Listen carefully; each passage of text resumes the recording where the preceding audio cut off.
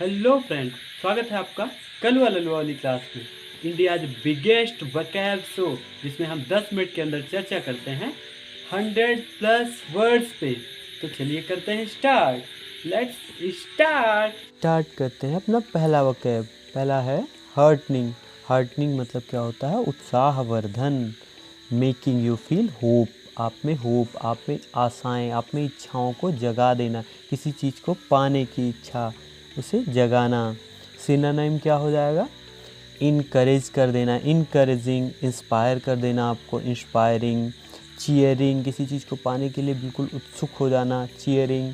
Hopeful, आपको किसी को पाने के लिए इच्छाएं जागृत होना। आगे एंटोनिम की बात करते हैं तो क्या हो जाएगा?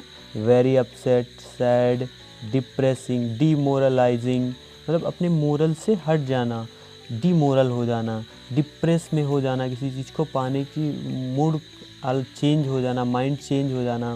वेरी अपसेट हो जाना किसी चीज़ को पाने के लिए। सैड, बहुत दुखी हो जाना। एग्जाम्पल से समझते हैं।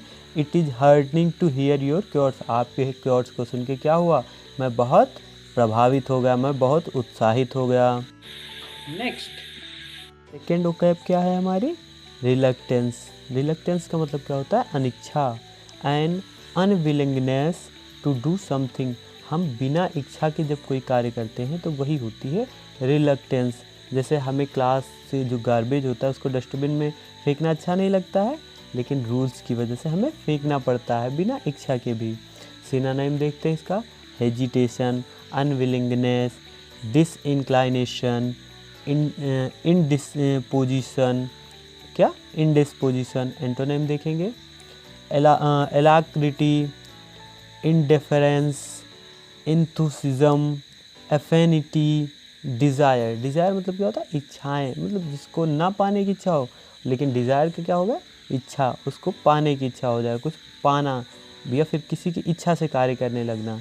अपनी इच्छा से कार्य करना और बिना इच्छा के कार्य करना, दोनों में डिफरेंस है ना।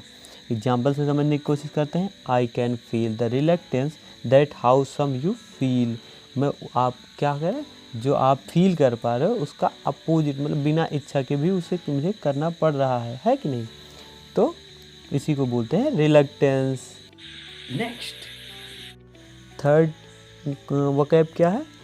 कॉर्डियलिटी। कॉर्डियलिटी का मीन क्या होता है? सौहार्द। The quality of being pleasant and friendly, मतलब अपने फ्रेंड के साथ बहुत खुश हो जाना, बहुत हैप्पीली रहना किसी के साथ, या बहुत फ्रेंडली होके रहना, ठीक है, हर बात उसकी मानना, एक दूसरे के साथ रहना हमेशा ना। सिनोनिम देखते हैं इसके। Amity, warmth, friendliness, geniality. और एंटोनिम्स की बात करते हैं तो क्या हो जाएंगे? Hospitality, bad behaviour, unfriendliness, aloofness. आप नोटबुक पेन ले रखें ना, तो साथ में नोट करते चलिएगा, ठीक है, क्योंकि बाद में नोट नहीं कर पाएंगे आप। तो पॉज कर लीजिएगा, अगर जो है आप पॉज करके आप देख सकते हैं अगर स्पीड अधिक लग रही है आपको वीडियो की। एग्जाम्पल से समझने की कोशिश करते हैं। वैसे लेट देम फील कॉर्डियलिटी, मतलब अब हम क्या करें, उन्हें एक मित्र जैसा अनुभव होने दो, एक फ्रेंड जैसी अनुभूति उनको होने दो, ठीक है। तो क्या बोलते हैं इसको? कॉर्डियलिटी। कॉर्डियलिटी मतलब सौहार्द, सुंदर हृदय, अच्छा विचार, अच्छे भावनाएं। नेक्स्ट फोर्थ वोकैब क्या है बेटा? कॉन्जेनियल। क्या है? कॉन्जेनियल। कॉन्जेनियल का मतलब होता है अनुकूल। Pleasant because suits your character, ऐसे खुश रहना, खुश इस प्रकार से रहना कि जो है वो आपको कैरेक्टर को अच्छा लगता हो, मतलब आपको उसके अनुकूल ढल जाना, कि आपके कैरेक्टर पे खुश रहना अच्छा लगता हो, ठीक है।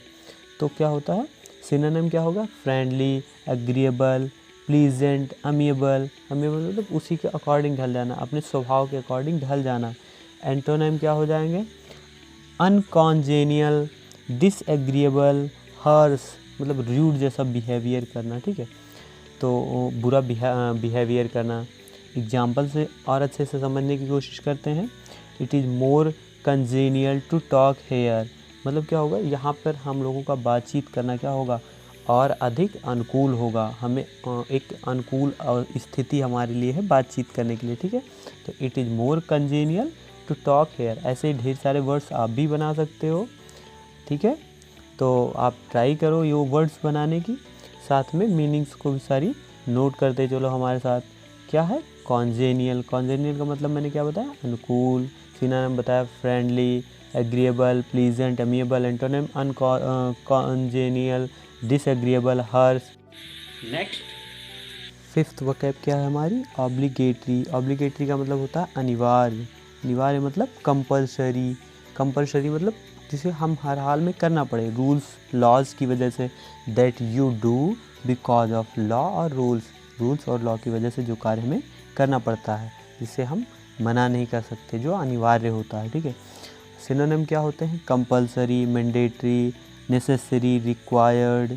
एंटोनिम क्या हो जाएंगे, ऑप्शनल, कोई ऑप्शन हो आपके पास, अननेसेसरी, आवश्यक ना हो, वॉलंटरी, नॉन इसेंशियल, ठीक है। एग्जाम्पल से समझने की कोशिश करें, it is obligatory to throw the garbage in the dustbin. मतलब ये एक अनिवार्य कार्य होता है कि जो है, जैसे कि स्कूल वगैरह में रूल्स होते हैं कि हाँ आपको जो है क्या है, जो गार्बेज होता है उसे डस्टबिन में फेंकना है, अगर आप नहीं करते हो तो आप पनिश किए जाते हो। तो क्या है, ये एक ऑब्लिगेटरी वर्क है, ठीक है। तो ऑब्लिगेटरी का मतलब क्या होता है, अनिवार्य, जिस कार्य को हमें हर हाल में करना पड़े, जो कार्य करना निश्चित हो, कंपलसरी हो। मैंडेटरी वही चीज़ हो जाती है, नेसेसरी भी उसी से रिलेट करता है, रिक्वायर मतलब हर एक रिक्वायर है कि आपको ये करना पड़ेगा। जैसे आपको फॉर्म सबमिट करना पड़ेगा जॉब करने के लिए, तो एक रिक्वायरमेंट होती है ना, रिक्वायरमेंट यूज़ किया जाता है, तो वही होती है रिक्वायरमेंट। ऑप्शनल मतलब अगर कोई ऑप्शन हो आपके पास, उसके अलावा भी आप ना करें तब भी चल जाए, वो होता है ऑप्शनल। नेक्स्ट वोकैब क्या है हमारी, सिक्स्थ वोकैब क्या है, रिलेवेंस। रिलेवेंस मतलब क्या होता है, प्रासंगिकता, a close connection with subject you are discussing. ऐसा कोई सब्जेक्ट जिसके बारे में हम डिस्कशन कर रहे हो और उसमें क्लोज कनेक्शन, हम दो लोग डिस्कस कर रहे हैं तो दोनों एक सब्जेक्ट के बारे में काफ़ी अधिक नॉलेज रखते हैं, ठीक है। सिनोनिम क्या हो जाएगा, significance, importance, application, bearing. Antonym क्या हो जाएगा, इररिलेवेंस, अनफिटनेस, मोसिटी, कोल्ड हार्टेडनेस। एग्जाम्पल से समझते हैं, both of us have a relevance topic for today. जैसे हम दोनों के पास क्या है, आज के एस्से के लिए एक रिलेवेंट टॉपिक, सेम टॉपिक है, दोनों एक दूसरे से रिलेट करते हैं। नेक्स्ट हमारी सेवन्थ वोकैब क्या है, एडमेंट, हीरा। अरे ये वो वाला हीरा नहीं है जो डायमंड वाला आप समझ रहे हैं, ये एक एडजेक्टिव है, हीरे जैसा बेटा मेरा ना। इसका क्या होता है, determine not to change your mind, आपके गोल को, आपके माइंड को कोई चेंज ना कर पाए, ठीक है। उसके लिए तो सिनोनिम क्या हो जाएगा, inflexible, stubborn, intransigent, uncompromising. Antonym देखते हैं, flexible, yielding, pliant, submissive. Example से समझने की कोशिश करते हैं, Ram has been adamant since the beginning of exam. मतलब क्या है कि राम को एग्ज़ाम के पहले उससे पूछा गया कि आपका माइंड चेंज तो नहीं करोगे आप एग्ज़ाम देने के बाद। नेक्स्ट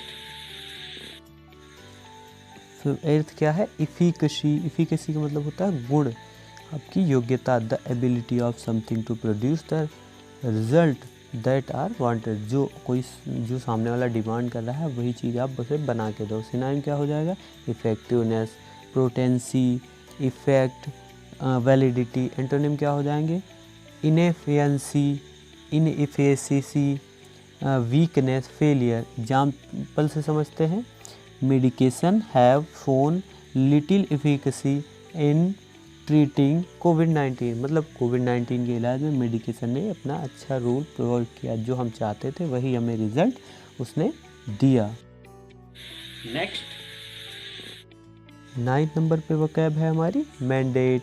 इसका मतलब होता है आदेश, the authority to do something, किसी को आज्ञा देना कोई कार्य करने के लिए। सिनोनिम क्या होंगे, ऑर्डर, कमांड, डिक्री, इंजंक्शन। और एंटोनिम की बात करें तो denial, abolish, acknowledgement, prohibition, prohibition. Example समझते हैं, Riya said the election was a mandate from the voters. मतलब क्या होता है, मैंडेट है किसके लिए, वोटर्स के लिए। इलेक्शन होता है वो मैंडेट होता है वोटर्स के लिए। तो इससे आप मैंडेट को अच्छे से समझ पा रहे होंगे। और सिनोनिम आपने देखा, order, command, decree, injection. Next 10th number पे वोकैब हमारी एडजॉर्न्ड। इसका मतलब होता है स्थगित कर देना, रोक देना। टू स्टॉप अ मीटिंग और एन ऑफिशियल प्रोसेस। सिनोनिम क्या हो जाएगा, पोस्टपोन, डिफरेंड और सस्पेंडेड। और क्या हो जाएगा, डिलेड। पोस्टपोन डिफर्ड, सस्पेंडेड और डिलेड। एंटोनिम क्या हो जाएंगे? Continued, opened, coming soon, begin. Example से समझते हैं। At this point the meeting was adjourned for the next consultations, मतलब ये क्या हुआ, अभी जो मीटिंग है अगली कंसल्टेशंस के लिए एडजॉर्न की जा रही, मतलब स्थगित की जा रही। वैसे आप एक मीनिंग आप सही कर लीजिएगा, यहाँ पे स्टेप नहीं स्टॉप होगा, टू स्टॉप ए मीटिंग और एन ऑफिशियल प्रोसेस। अगर आपको वीडियो पसंद आया हो तो वीडियो को लाइक करें, अपने फ्रेंड्स फैमिली के साथ सब्सक्राइब करें और बेल आइकन को प्रेस करना ना भूलें। Thank you, have a nice day. Thank you.